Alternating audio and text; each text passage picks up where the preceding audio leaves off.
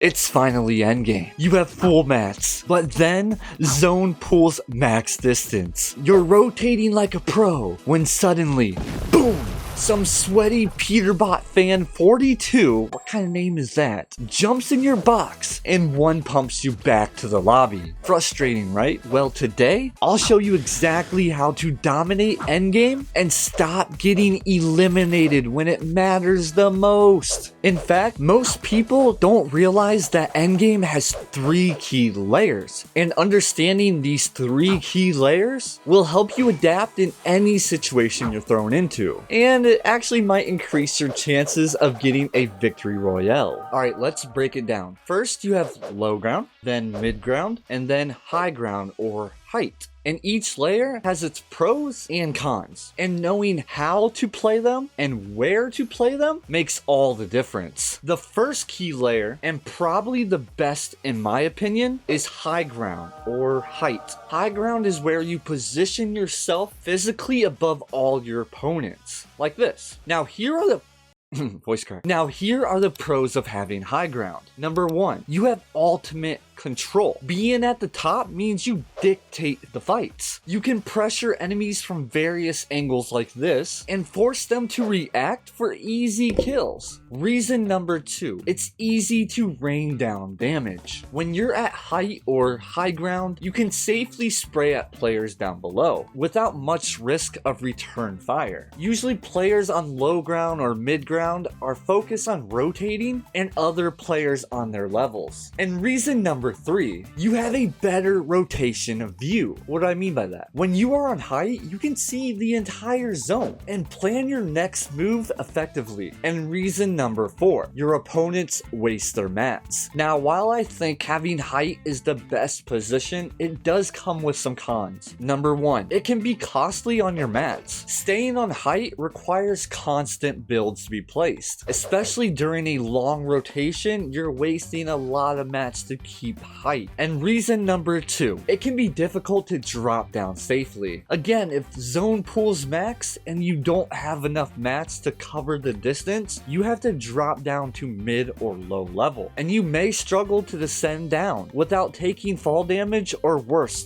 dying. Now, the second key layer is mid ground. Mid ground is where you position yourself in between the highest position and the lowest position. Now, there are 3 pros to having mid ground. Number 1, you have a balanced position. What do I mean by that? You're not overly exposed like high ground, and also you're not boxed in like low ground. You have more freedom to move around. And reason number 2, you have more opportunities for elims and refreshes. Most fights happen on mid ground, and because of that, you can get refreshes on mats, greater weapons that you didn't have before, ammo, etc. And reason number 3, you have better rotations available. You can use existing builds for rotations to save on your mats, and you can change layers if needed. Now, mid ground also has some cons. The first one being, since a majority of fights happen on mid ground, it is the most chaotic layer. Like I mentioned earlier with the pros, yes, a lot of the fights happen on the mid layer, but that's also a greater chance for you to get eliminated. More players are rotating, more players are boxing up for zone pools, and other players are fighting for space. This can lead you to getting third-partied and dying. And reason number 2, you need high awareness. So if you're old like me who lost most of his awareness in his 20s, don't play mid ground.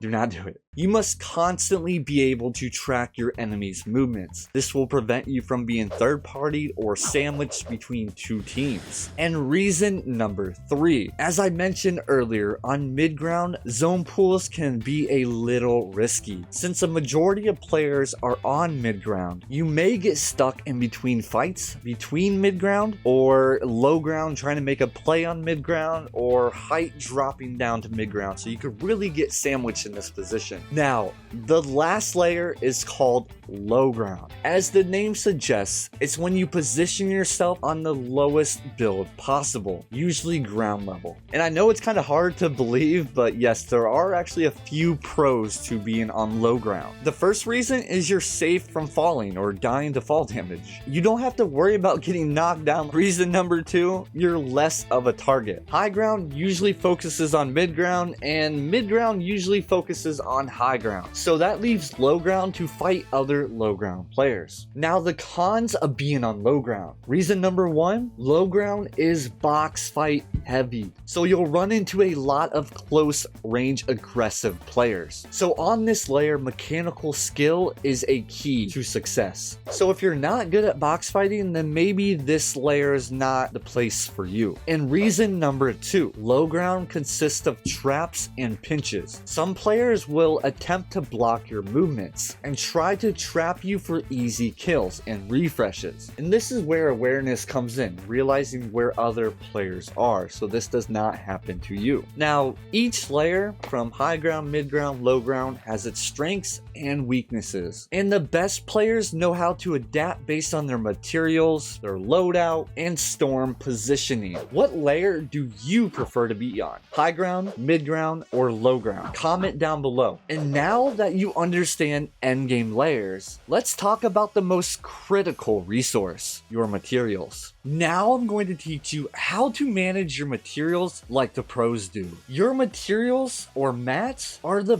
backbone of your rotation and survival in Fortnite. And if you don't learn how to manage your mats wisely, you'll end up stranded in the endgame with no builds left and making you an easy target to go back to the lobby. So make sure you always keep an eye on your material count. How much wood you have, how much brick you have, and how much metal you have. And adjust your playstyle accordingly. So if you have max mats or materials, so 1500 total mats, you have the flexibility to stay on mid ground and box up safely. Or you can even make a play and go for height or high ground if the opportunity presents itself. Now, if you have mid-level mats or materials, so this is between 500 and 1400, be conservative. Look for safe rotations and avoid unnecessary building. Utilize smart tunneling, and reusing old builds can help you survive longer. Now,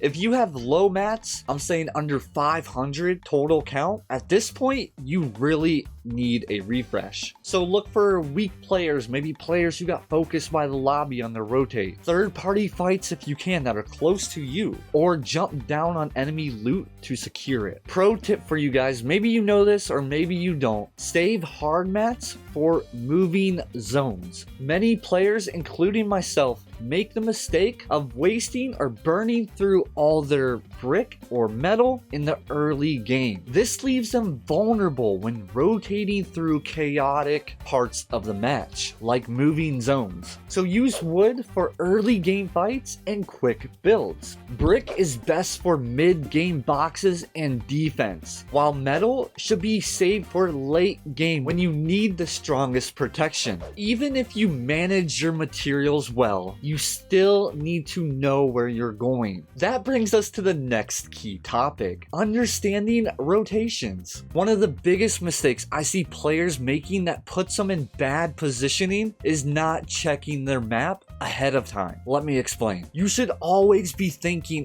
one step ahead when it comes to rotations. Before the zone even starts closing in, you should have analyzed your surroundings, know where the players are, and plan your route for rotation. Here's what you should be looking for when you make those decisions. First is zone placement. Identify the safest and most efficient path to get there. Don't wait until the last second to do so, or you'll get caught in bad positioning. The second thing that you need to do is look for natural cover and terrain that you can use to avoid wasting your mats. Hills, trees, rocks, and buildings can all be used to help you rotate. And please avoid rotating in open areas if you can. I know sometimes the map will pull in an open area and you just have to rotate.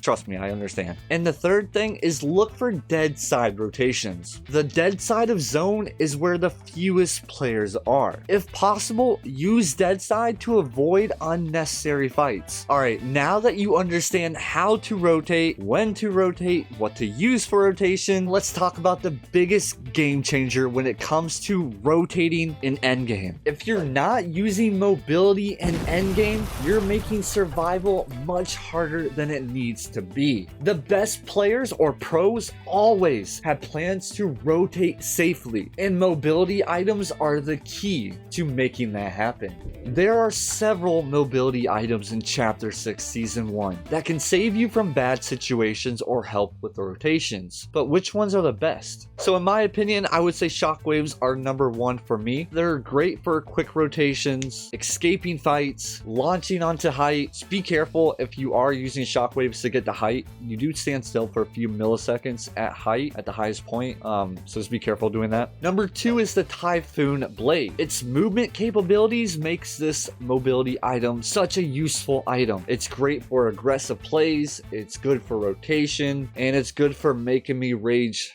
as I get sent back to the lobby because I just got killed by the Typhoon Blade. And number 3 on my list is the Void Oni Mask. This item grants a teleportation style movement ability, which allows you to surprise enemies, great for long rotations, and escape fights quickly. And lastly, number 4 is the Kinetic Blade. And if you love the Kinetic Blade, I do apologize, but again, this is my list. This sword gives you dashes that allow for rapid movement or escape from fights, but you do hold still a little bit, so it could be easy for you to get beamed. That's one of the reasons why I put it at number 4. But other than that, it's great for repositioning and escaping bad situations, or just movement in general. Now, here are 3 tips on how to use mobility end game. First one, rotate smartly. Don't just rely on running to rotate. Use Shockwaves, a blade dash to quickly cover ground and rotate in a smart manner. My second tip, play the edge of the zone. Instead of running straight through the middle, try rotating along the edge of the zone. And this goes back to the tip earlier about using dead side for rotations. And lastly, use your mobility to escape bad situations. A lot of people think you need to stay in a fight. You don't need to. Disengage if you want. You are not obligated to fight someone. If you feel like you are losing, leave. Go far away. Run away. Okay? Mastering mobility can be the difference between getting beamed in a rotation or clutching and getting that victory royale. And before we wrap up, I would like to remind you, at the end of the day, Fortnite is just a game. But life, that's eternal. No matter how many wins or losses you take, Jesus Christ loves you unconditionally. If you ever feel lost, remember that God has a plan for you, and you are valued beyond measure. I'll see you guys in the next one. God bless you all.